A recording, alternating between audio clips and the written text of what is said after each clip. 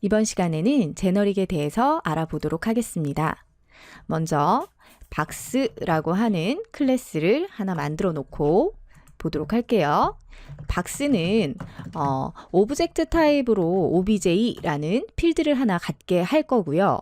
이 필드에 값을 설정할 수 있는 setObj라는 메서드와 해당 오브젝트의 값을 반환하는 getObj라는 메서드를 설정할 생각입니다. 해보도록 하자면 값을 설정하는 부분이니까 리턴 타입은 필요 없을 거고요. 메서드의 이름은 setObj 하시면 될 거고 값을 받아와서 설정을 해야 될 테니까 오브젝트 타입으로 값을 받아내시면 됩니다.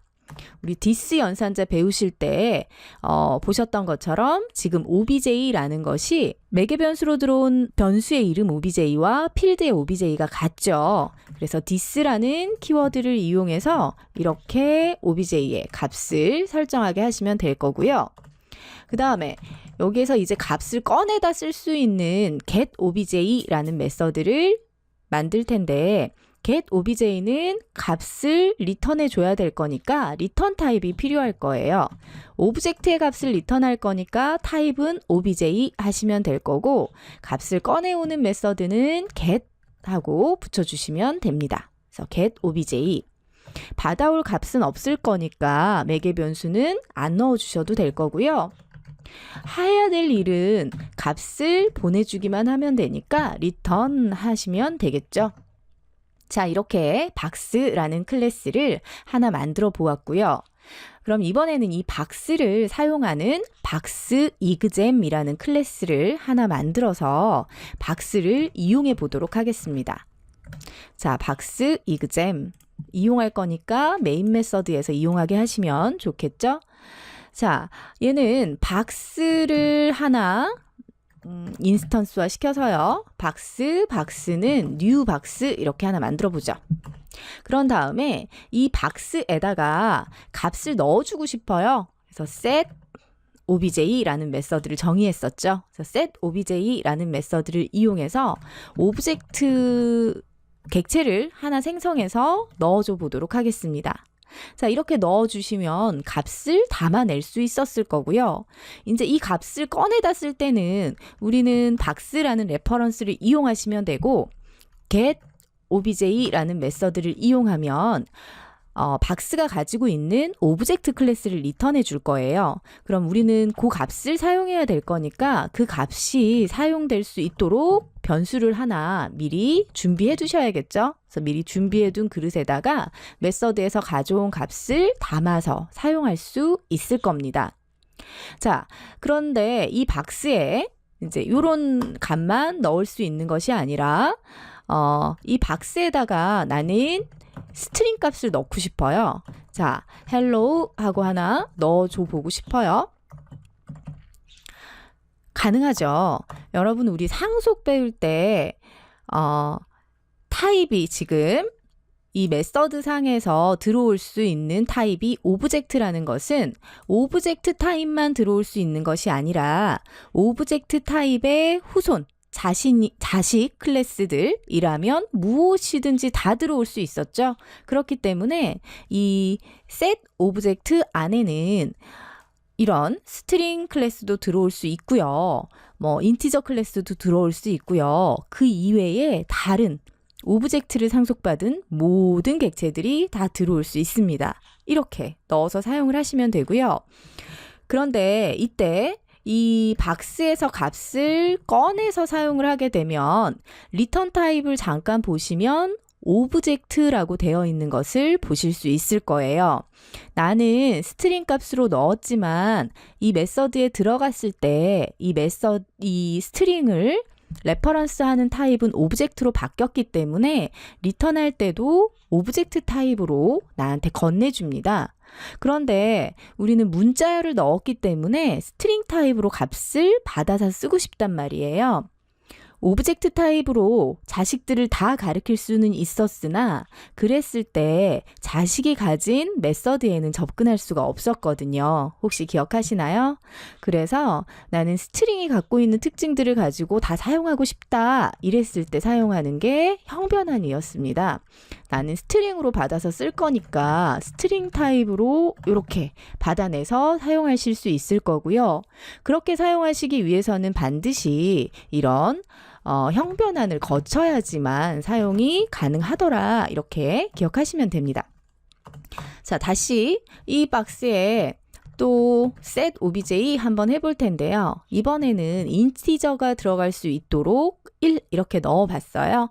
자, 그랬을 때 box.getObj 하면 이때도 마찬가지 오브젝트 타입이 나올 거니까 그때 저는 알맞는 값을 받아서 쓰고 싶다면 이 부분도 형변환을 거쳐서 바꾸어서 사용을 해야지만 사용이 가능할 겁니다. 자바 5에서는 제너릭이라고 하는 문법이 사용됨으로써 인스턴스를 만들 때 사용하는 타입을 지정하는 문법이 추가가 되었습니다.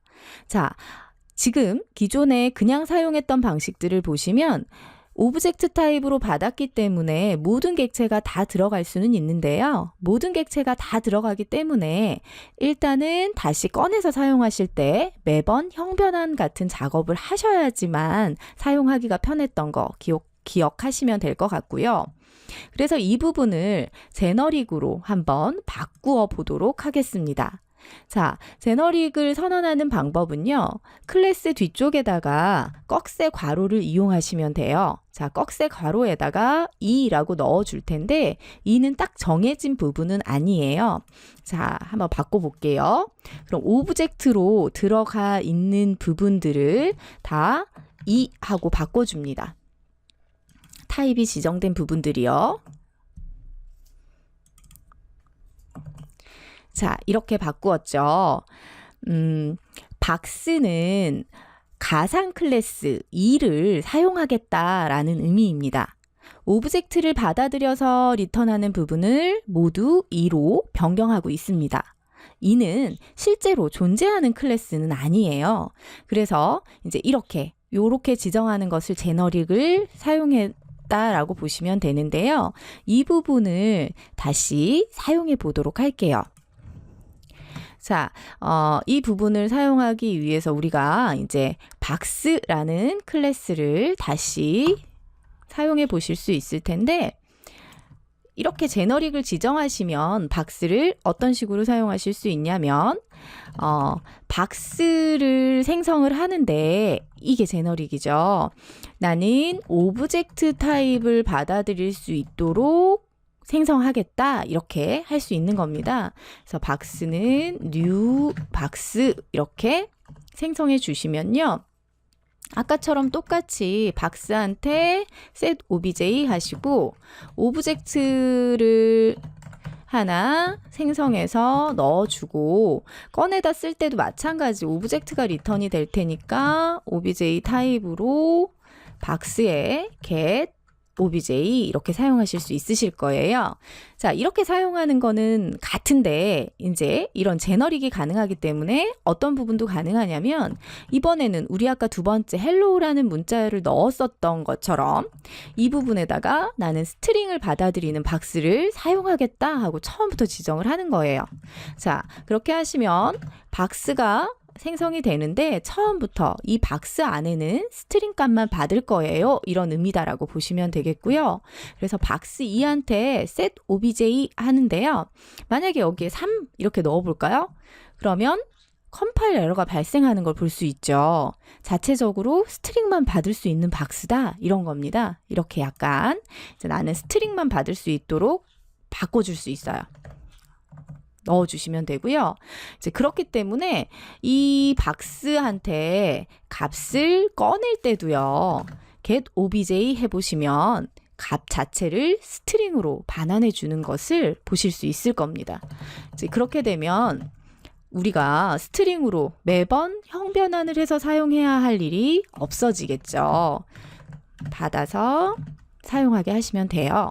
마찬가지 우리 마지막에 사용했던 것처럼 나는 인티저 객체로 받겠다라고 박스를 지정해주면 이 마지막 박스 3에는 값 자체가 인트 값만 받아들일 수 있는, 인티저 객체만 받아들일 수 있는 이런 형태로 만들어질 거다라고 보시면 되겠고요. 우리가 그러면 바로 값을 꺼내다 쓸 때에도 형변환 같은 거 거치지 않고 get obj 이렇게 해서 꺼내 사용할 수 있는 것을 볼 수 있습니다. 다시 한번 정의해 보자면 첫 번째처럼 선언하면 앞에서 보았던 박스 이그잼하고 사용 방법은 똑같죠. 그냥 오브젝트를 받아들이니까 어떤 오브젝트든 다 받아들여서 사용할 수 있습니다. 그런데 두 번째처럼 선언하면 문자 열만 설정하고 꺼내야 되겠죠. 이때 앞에서처럼 매번 형변환을 할 필요가 없다는 거고요. 세 번째, 인티저를 받아들이는 형식으로 선언을 하게 되면은 이렇게 사용하는 경우죠. 그렇게 설정을 하면 인티저만 설정하고 꺼내야 됩니다. 우리 오토박싱, 오토 언박싱에 대해서는 앞서서 본 적이 있었을 텐데요. 인티저라고 선언했는데 인트 값이 들어가는 것은 그것 때문에 자동으로 인트로 바꿔서 넣어주고 꺼낼 때도 자동으로 인트로 바꿔서 꺼내주기 때문에 가능한 거예요. 그래서 이렇게 제너릭을 사용함으로써 선언할 때는 가상의 타입으로 선언을 해주고요. 자, 이렇게 선언할 때는 타입을 주는 건 아니죠. 가상의 타입으로 선언을 해주고요. 실제 사용할 때는 구체적으로 타입들을 설정을 함으로써 다양한 타입의 클래스를 이용하는 클래스를 만들어낼 수 있습니다. 제너릭을 사용하는 대표적인 클래스는 컬렉션 프레임워크와 관련된 클래스들이 있겠습니다. 이번 시간에는 이런 제너릭에 대해서 알아보았습니다. 수고하셨습니다.